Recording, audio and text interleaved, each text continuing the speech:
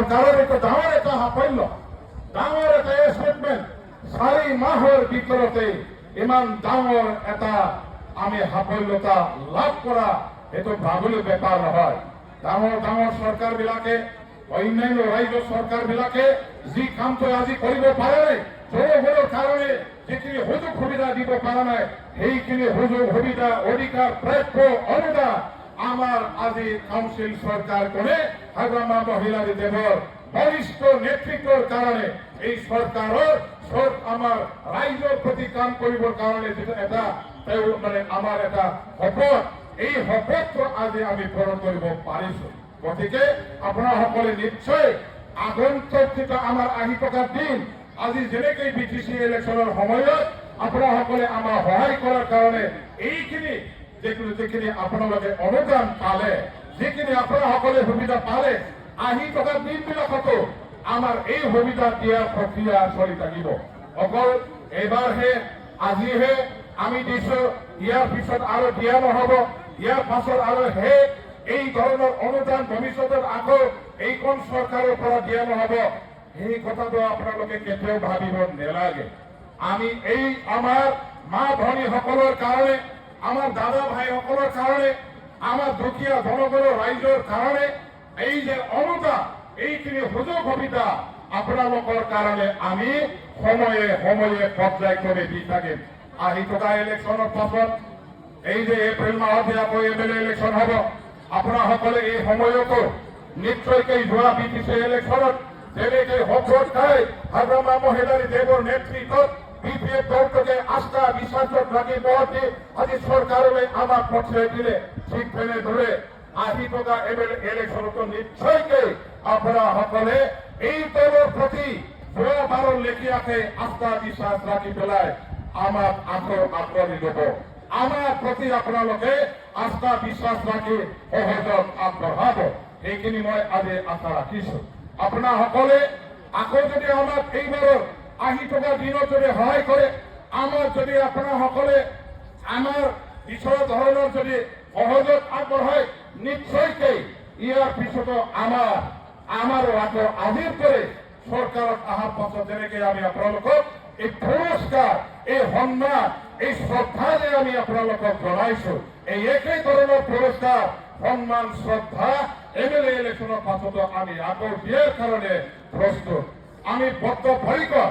গতিকে সন্মানীয় ভাই বন্ধুসকল, সন্মানীয় আমাৰ আই মাতৃসকল, আপোনাসকলে আমাৰ বৰ্তমানৰ চৰকাৰৰ মুৰব্বী হাগ্ৰামা মহিলাৰী দেৱৰ নেতৃত্বত আপোনাসকলে আস্থা ৰাখক, বিশ্বাস ৰাখক।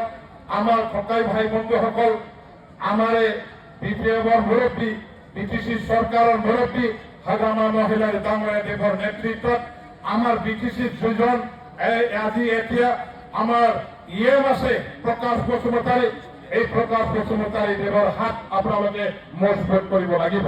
প্ৰকাশ বসুমতাৰীৰ লগত আপোনাসকলে ছায়াৰ দৰে থাকিব লাগিব।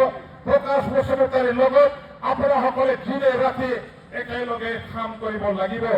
আৰু নিশ্চয়কৈ প্ৰকাশ বসুমতাৰীয়ে আগন্তুক দিনত আপোনাসকলৰ কাৰণে যিটো ন্যায় বিচাৰ দিয়াৰ কাৰণে ব্যৱস্থা ল'ব লাগে, হাগ্ৰামা মহিলাৰী ডাঙৰীয়া দেৱৰ লগত এইবিলাক পৰামৰ্শ, এইবিলাক মিলিজুলি কাম কৰাৰ দ্বাৰা দি আমাৰ এই জনগণৰ কাৰণে সুবিধা প্ৰদান কৰাৰ ব্যৱস্থা কৰা হ'ব। আমাৰ চৰকাৰখনে অকল এই ৰাইজৰ অনুদানৰ কাৰণে মাত্ৰ কাম কৰিব, সেইটো তেনেকুৱা নহয়। এইটোতো চলি থাকিব। অহা 5 বছৰত আজি যেনেকৈ আমি দি আছো, প্ৰত্যেক বছৰতে আমাৰ এই আজি অনুদান দিয়া যিখিনি আমাৰ আঁচনি, এই আঁচনিটো চলি থাকিব, এই আঁচনিটো চলি থাকিব। ইয়াৰ বাহিৰে আমাৰ এই অঞ্চলত বৰ্তমানৰ BTC চৰকাৰখনে সৰ্বাংগীন উন্নয়নৰ কাৰণে যথেষ্ট কাম কৰিছে। বৰ্তমান আমাৰ ইয়াত যিটো এটা ক্ৰীড়া প্ৰকল্প আছে, ষ্টেডিয়াম আছে, সেই ষ্টেডিয়ামৰ উন্নয়নৰ কাৰণে, ফুল প্ৰেজেড ষ্টেডিয়াম বনাবৰ কাৰণে ইতিমধ্যে 10 কোটি টকা হাগ্ৰামা মহিলাৰী ডাঙৰীয়া দেৱে চেংচন দিয়াৰ দ্বাৰা দি বনাবৰ কাৰণে এতিয়া আধাৰশিলা স্থাপন কৰা হ'ল।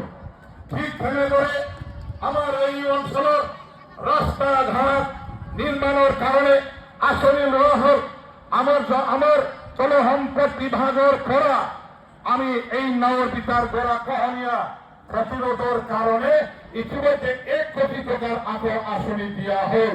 এটা অসেরি কাম আরম্ভ হবে।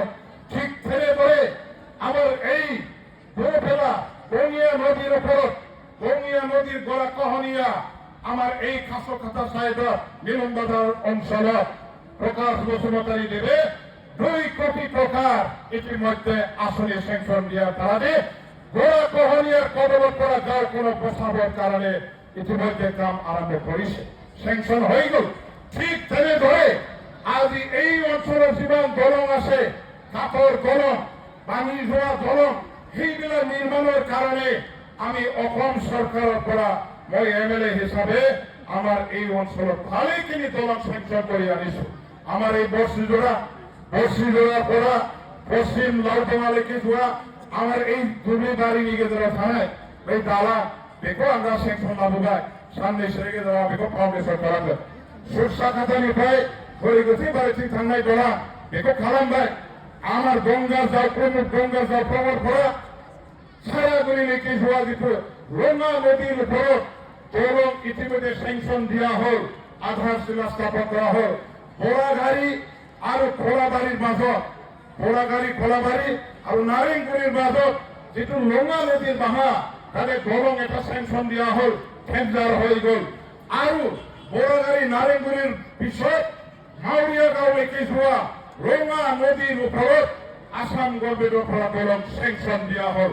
ঠিক তেনেদৰে এই ধৰণৰ বহুখিনি দলং এই অঞ্চলত কাম কৰি থকা হৈছে। গতিকে আহি থকা দিনবিলাকত আমাৰ চৰকাৰখনে ভালেখিনি আকৌ কাম কৰিব। আৰু লগে লগে মই ইয়াত শিক্ষা বিভাগৰ এজন দায়িত্ব থকা ব্যক্তি হিসাবে মই আপোনালোকক জনাব খুজিছো যে আমি বিটিসি গভর্নমেন্ট হিসাবে হাগ্রামা মহিলা ৰিজাৰ্ভৰ নেতৃত্বত বিটিসি অঞ্চলত যিমানবোৰ LP AB high school secondary college যিবিলাক নাকি চৰকাৰী হোৱা নাই ভেঞ্চাৰ স্কুল হিচাপে আছে, সেই ভেঞ্চাৰ স্কুল কলেজবিলাক প্ৰভিন্সিয়েলাইজ কৰিবৰ কাৰণে, চৰকাৰীকৰণ কৰিবৰ কাৰণে, প্ৰাদেশিকীকৰণ কৰিবৰ কাৰণে ইতিমধ্যে আমি আসাম গভর্নমেন্টের লগত আলোচনা করি গভর্নর মহোদয়ের অনুমোদন পাওয়ার পাছত এটা আইন আমি ইতিমধ্যে আমার এসেম্বলি পাস করে অসম সরকারের ওচৰত আমি প্ৰেৰণ কৰেছি।